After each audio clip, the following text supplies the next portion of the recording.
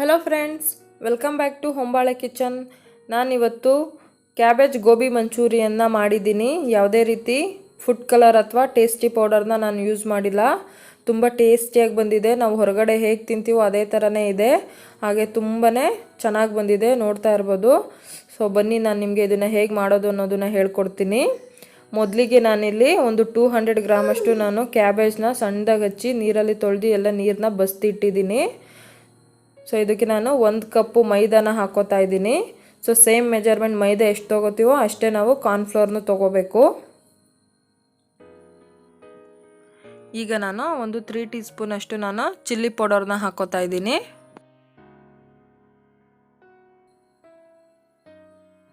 So ಈಗ ಇದಕ್ಕೆ ನಾವು ರುಚಿಗೆ ತಕ್ಕಷ್ಟು ಉಪ್ಪನ್ನು ಹಾಕಿ ಫಸ್ಟು ನಾವು ನೀರು ಹಾಕೋದಕ್ಕೂ ಮುಂಚೆ ಒಂದ್ಸಲ ಈ ಥರ ನೀಟಾಗಿ ಮಿಕ್ಸ್ ಮಾಡ್ಕೋಬೇಕು ಹಿಟ್ಟೆಲ್ಲನೂ. ಸೊ ಈಗ ನಾವು ಸ್ವಲ್ಪನೇ ಈ ಥರ ನೀರನ್ನ ಹಾಕ್ಕೊಂಡು ಚೆನ್ನಾಗಿ ಸ್ವಲ್ಪ ಗಟ್ಟಿನೇ ಇರಬೇಕು, ತುಂಬ ತೆಳ್ಳಗಿರಬಾರ್ದು. ಸೊ ಕ್ಯಾಬೇಜಲ್ಲಿ ನೀರಿನ ಅಂಶ ಇರೋದ್ರಿಂದ ನಾವು ನೀರು ಸ್ವಲ್ಪ ಕಡಿಮೆನೇ ಹಾಕ್ಕೋಬೇಕು. ನೋಡಿ, ಇಷ್ಟ ಹದ ಬಂದರೆ ಸಾಕು. ಸೊ ಇದನ್ನು ನಾವು ಒಂದು 10 ಮಿನಿಟ್ಸು ಸೈಡಲ್ಲಿ ಇಡೋಣ, ರೆಸ್ಟ್ ಆಗಲಿ. ಸೊ ನೋಡಿ, ನಾನು 10 ಮಿನಿಟ್ಸ್ ಇಟ್ಟಿದೆ. ತುಂಬ ಸಾಫ್ಟಾಗಿ ಬಂದಿದೆ, ನೋಡ್ತಾ ಇರ್ಬೋದು ನೀವು ಎಷ್ಟು ಸಾಫ್ಟಾಗಿ ಬಂದಿದೆ ಅಂತ. ಸೊ ಇದನ್ನು ಕೂಡ ಒಂದ್ಸಲ ಚೆನ್ನಾಗಿ ಮಿಕ್ಸ್ ಮಾಡ್ಕೊಬಿಡೋಣ. ಸೊ ಈಗ ನಾನು ಎಣ್ಣೆನ ಕಾಯಕ್ಕೆ ಇಟ್ಟಿದ್ದೀನಿ. ಸೊ ಬನ್ನಿ ನೋಡೋಣ ಈಗ ಹೇಗೆ ಹಾಕ್ಕೊಳ್ಳೋದು ಅಂತ. ಸೊ ನೋಡಿ, ನಾವು ತುಂಬ ಸ್ಮಾಲಾಗಿ ಈ ಥರ ಸಣ್ಣ ಉಂಡೆಗಳನ್ನ ಮಾಡಿ ನಾವು ಎಣ್ಣೆಯಲ್ಲಿ ಚೆನ್ನಾಗಿ ಕಾದ್ಮೇಲೆ ಮೀಡಿಯಮ್ ಫ್ಲೇಮಲ್ಲೇ ಬೇಯಿಸಬೇಕು. ಸೊ ನೋಡಿ, ಆದಷ್ಟು ನಾವು ಸಣ್ಣಗೆ ಹಾಕ್ಕೋಬೇಕು. ತೀರಾ ದಪ್ಪಗೆ ಹಾಕ್ಕೊಬಿಟ್ರೆ ಒಳಗಡೆ ಎಲ್ಲ ಬೆಂದೇ ಇರೋದಿಲ್ಲ, ಮೇಲ್ಗಡೆ ಮಾತ್ರಕ್ಕೆ ಬೆಂದಿರುತ್ತೆ. ನೋಡಿ, ಈ ಥರ ಸಣ್ಣ ಸೈಜಲ್ಲಿ ಹಾಕ್ಕೋಬೇಕು. ಸೊ ಇದು ಒಂದು ಮೀಡಿಯಮ್ ಫ್ಲೇಮಲ್ಲಿ ಒಂದು ಕಂದು ಬಣ್ಣ ಬರೋವರೆಗೂ ನಾವು ನೀಟಾಗಿ ಫ್ರೈ ಮಾಡ್ತಾ ಬರಬೇಕು. ನೋಡಿ ಎಷ್ಟು ಚೆನ್ನಾಗಿ ಬಂದಿದೆ. ಸೊ ಈ ಥರ ಅವಾಗವಾಗ ಒಂದು ಸ್ವಲ್ಪ ಈ ಥರ ಟರ್ನ್ ಮಾಡ್ತಾ ಬಂದರೆ ಚೆನ್ನಾಗಿ ಬೇಯುತ್ತೆ.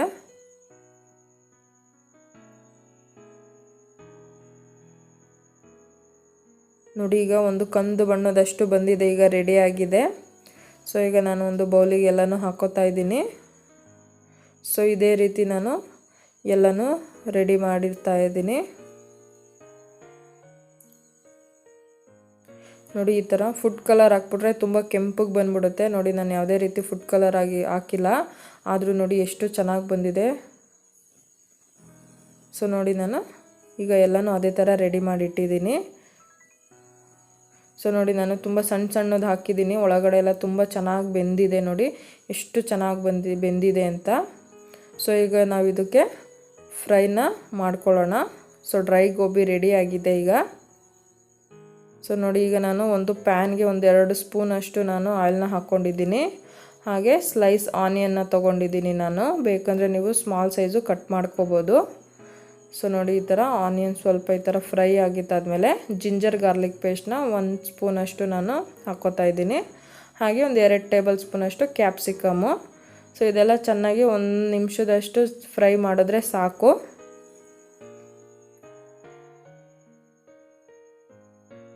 ಸೊ ನೋಡಿ, ಈ ಥರ ಚೆನ್ನಾಗಿ ಹೊಂದ್ಕೊಂಡಿದೆ ಪೇಸ್ಟ್ ಎಲ್ಲನೂ. ಈಗ ನಾನು 1 ಟೇಬಲ್ ಸ್ಪೂನ್ ಅಷ್ಟು ಸೋಯಾ ಸಾಸು, ಹಾಗೆ ಒಂದು 2 ಟೇಬಲ್ ಸ್ಪೂನ್ ಅಷ್ಟು green chilli sauce, 2 table spoon ಅಷ್ಟು ನಾನು ಟೊಮೆಟೊ ಸಾಸ್ನ ಹಾಕೋತಾ ಇದ್ದೀನಿ. ಸೊ ಇದು ಕೂಡ ಚೆನ್ನಾಗಿ ಒಂದು ಸ್ವಲ್ಪ ಮಿಕ್ಸ್ ಆಗಬೇಕು. ಸೊ ಇದರಲ್ಲೆಲ್ಲ ಸಾಲ್ಟ್ ಆಲ್ರೆಡಿ ಇರುತ್ತೆ, ನೀವು ಸಾಲ್ಟ್ ಹಾಕೋ ಅವಶ್ಯಕತೆ ಇರೋದಿಲ್ಲ.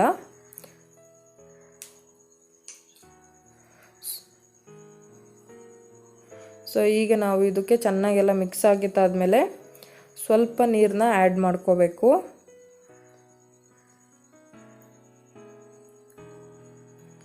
ಸ್ವಲ್ಪ ಗೋಬಿ ಎಲ್ಲ ಚೆನ್ನಾಗಿ ಅದಕ್ಕೆ ಮಸಾಲೆ ಹಿಡಿಬೇಕು. ಸೊ ಹಾಗಾಗಿ ಸ್ವಲ್ಪ ನೀರನ್ನ ಹಾಕ್ಕೊಂಡು ಒಂದು ಕುದಿ ಬಂದಿದ್ದಾದಮೇಲೆ ಒಂದು ಸ್ವಲ್ಪ ಸಾಲ್ಟನ್ನ ಹಾಕ್ಕೋಬೇಕು. ನಾವು ನೀರು ಎಷ್ಟು ಹಾಕ್ಕೊಂಡಿರ್ತೀವೋ ಅಷ್ಟು ಹಾಕ್ಕೊಂಡ್ರೆ ಸಾಕು, ಅದಕ್ಕೆ ರುಚಿಗಷ್ಟು. ಸೊ ನೋಡಿ, ಎಷ್ಟು ಚೆನ್ನಾಗಿ ಕುದೀತಾ ಇದೆ. ಈ ಥರ ಕಲರ್ ಬಂದಮೇಲೆ ನಾವೀಗ ರೆಡಿ ಮಾಡಿಟ್ಟಿರೋಂಥ ಡ್ರೈ ಗೋಬಿನ ಹಾಕ್ಕೊಳ್ಳೋಣ.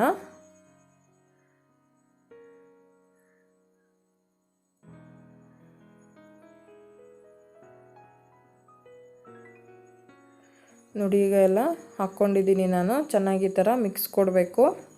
ಸೊ ಗೋಬಿಗೆಲ್ಲ ಮಸಾಲೆ ಎಲ್ಲ ಚೆನ್ನಾಗಿ ಹಿಡಿದ್ರೆ ತುಂಬ ನೋಡಿ ಎಷ್ಟು ಚೆನ್ನಾಗಿ ಬಂದಿದೆ, ತುಂಬ ಚೆನ್ನಾಗಿ ಹಿಡಿದಿದೆ ಎಲ್ಲನೂ. ಸೊ ಇದೆಲ್ಲ ಲಾಸ್ಟ್ನಲ್ಲಿ ಆದಮೇಲೆ 1 ಟೇಬಲ್ ಸ್ಪೂನಷ್ಟು ನಾನು ಗರಂ ಮಸಾಲ ಮತ್ತು ಚಾಟ್ ಮಸಾಲಾನ ಹಾಕ್ಕೊಂಡಿದ್ದೀನಿ. ನಿಮಗೆ ಟೇಸ್ಟು ಕೂಡ ಚೆನ್ನಾಗಿ ಬರುತ್ತೆ ಗರಂ ಮಸಾಲ ಮತ್ತು ಚಾಟ್ ಮಸಾಲ ಹಾಕ್ಕೊಳ್ಳೋದ್ರಿಂದ.